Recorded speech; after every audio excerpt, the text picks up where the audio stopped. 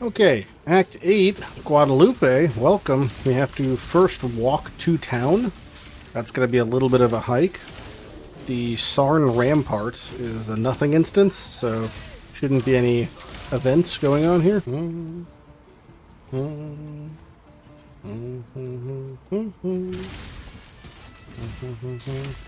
Out of the ramparts and into the encampment. We're back in town, baby. First zone to progress through in Act 8 is the Toxic Conduits, which is the area in which we split left and right.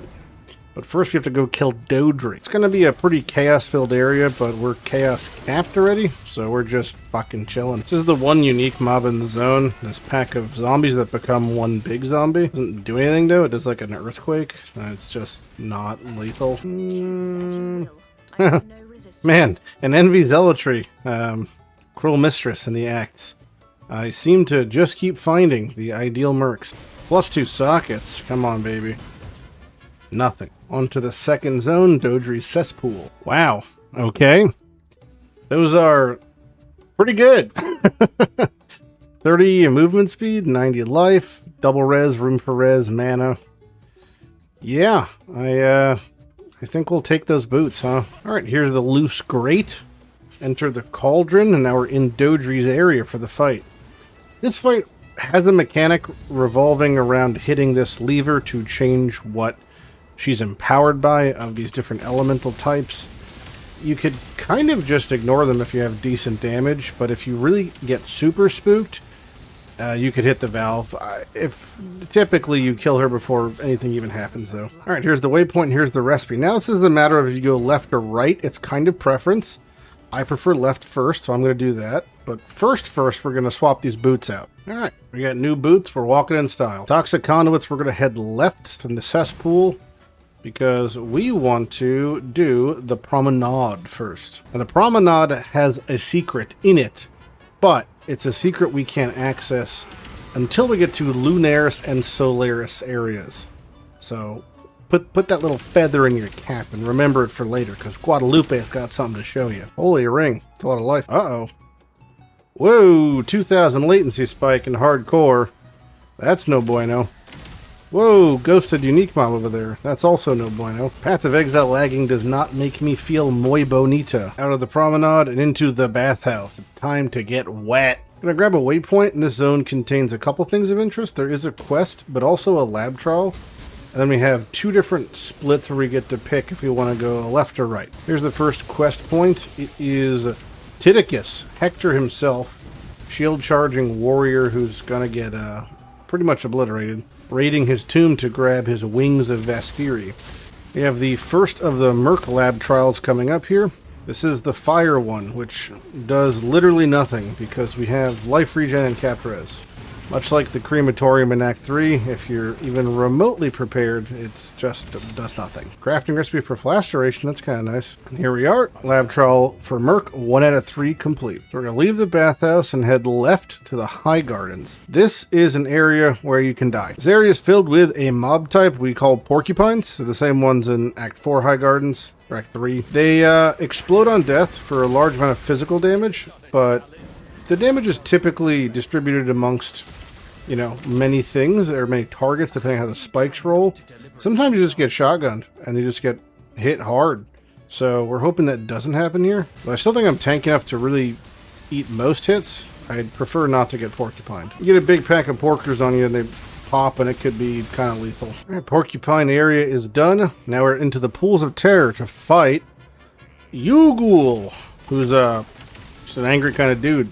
But not a very difficult fight for us. Brought to you by the makers of Ran in a Circle. It's walk backwards. Avoid the puddles, avoid the balls, avoid the ads, and walk in circle. Guadalupe is feeling es muy bonito. Yugul is perished, and that's okay. We're gonna head back to town now, because we get a passive point. Holy flatlining. What is happening with the latency? We're getting... Look at the network! Oh my god! What is happening? 8,000, 9,000, 10,000, 11,000. Back to good. Oh, hip. Oh, okay. Oh, back up. Goddamn Path of Exile. Hey, we're in the bathhouse. So, after we finish the left side of the bathhouse area, Now I have to run the right side to get to the Lunaris Concourse. The Lunaris Concourse is one of the main areas that go across of Act 8 through to a bridge, which leads you to the Solaris Concourse. We're going to do the left side first. We're going to grab the waypoint, then run up through the Lunaris Temple, and clear all through that. There are a couple of mini-bosses as we walk through, but they're pretty inconsequential. Into the temple, of which there are 2 levels. We have to go through level 1, and then there's a little area that I do want to show off, because that's what has to do with the Grand Promenade. A little secret thing in there. It's kind of a nasty Fizzbo. Is she gonna, like, truck me with a Val burning arrow or something? So in the Lunaris Concourse, there is a side room that does contain a pressure plate, of which we have to pop one in Lunaris and one in Solaris to open a secret room leads to a secret chest in the Grand Promenade that has a guaranteed unique. Long-winded, I know. The room itself can be easy to miss, but it's denoted by a series of little candles leading up to a pressure plate with a Lunaris and Solaris symbol or iconography. Here's an example of this one. There's the brazens, there's the little Solaris symbol there. When you light it, it says, the gentle glimmer of dawn greets the rising moon. This is, of course, the rising moon is in reference to the Creedence Clearwater Revival song, I See a Bad Moon Rising. Lunaris level 2, here we go. Just like fighting Piety, we're going to walk through this maze of walkways and corrugated areas until we reach what is the Lunaris boss. Got a little Val side zone here, and a dusk. Maybe the first time I've actually seen a rogues marker cache, the smuggler's cache. So we're going to get a quest contract here, Isla's prototypes, and then a regular contract. Quest contracts used to progress the heist storylines, and contracts are just contracts, which get you unveils and whatever loot they have inside. But yeah, it's been the first one I've seen, actually. Okay, level 63, and we're just grabbing now Disciple of the Forbidden, which is the large node. Our damage is already pretty good, 6.7k per totem. Brings it up to 7.3. Every one of those, you know, power charges, and I've got a lot of power charges. We're also about to gain a 5th power charge here in a moment. Okay, here's the Lunaris boss. It's just an archer. We could run in circles and the fight's over pretty much. He does like one large charged shot, but it's not much to deal with. There's the moon orb, and each area has its own crafting recipe, so we're going to grab that bad boy. Minions, rank 1. So typically what I do after I finish Lunaris Temple is we're going to go back to the concourse, and I'm going to walk through the bridge to Solaris. I don't know why I do this, but this is just how I route. So here's the area from the concourse to the Harbor Bridge. Bridge is a great place. In the early days of PoE, and I mean as early as Act 8 have been out, people would farm the Harbor Bridge just for experience if they felt like they were behind in an area, because it's just super densely packed and linear, and yeah, just a great time. Alright, on to the Solaris Concourse off of the bridge. Very much like the Lunaris Concourse, it's going to be a straight shot with some mobs, a waypoint, and then we're on to the temple itself. Okay, into the temple level 1. This place has another pressure pad, so once we get the pressure pad and the waypoint, we're going to go back to the promenade and do that. Okay, here's the pressure plate for Lunaris. Shadow briefly passes across the rising dawn. Very good. Now we could head all the way down over here to the 2nd level. I figured we're just going to kill the boss and do the 2nd level first, then we'll go to the promenade. Like, less backtracking. Ooh, we got our first Grand Heist. Deployed Blueprint Records Office. Very exciting. Grand Heists are like heists, but bigger, better, and uncut with real rewards and not sadness. Grand Heists have a bevy of rewards, including curio case replacement uniques. Oh, there's an elegant sword. Thank you for the... Nope, I can't loot it. I'm full. Yeah, including curio case replacement uniques and tempering tailoring orbs to change enchantments on weapons and armor.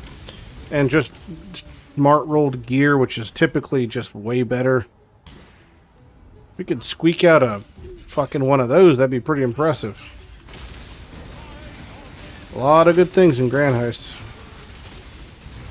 Here's the Solaris guy. He's just like a dude who does beams and stuff, but we're chilling. Another recipe. Whoa. Traps and mines. Okay, we've got both of our little eggs, so we're going to head back to the promenade, which is through the toxic conduits and out. From here, we're going to exit as if we're heading to the next zone, but we're just going to follow the left wall. And as we're following this left wall, we're going to see about halfway up an area marked off the edge of the map, kind of like a dark shrine, That's going to have a Solaris Lunaris door that will now be open for us. Okay, here's the Solaris Lunaris style door. Down the stairs, and we get a free unique. What do you think it's going to be? Is it going to be something useful? That's the question. Probably not.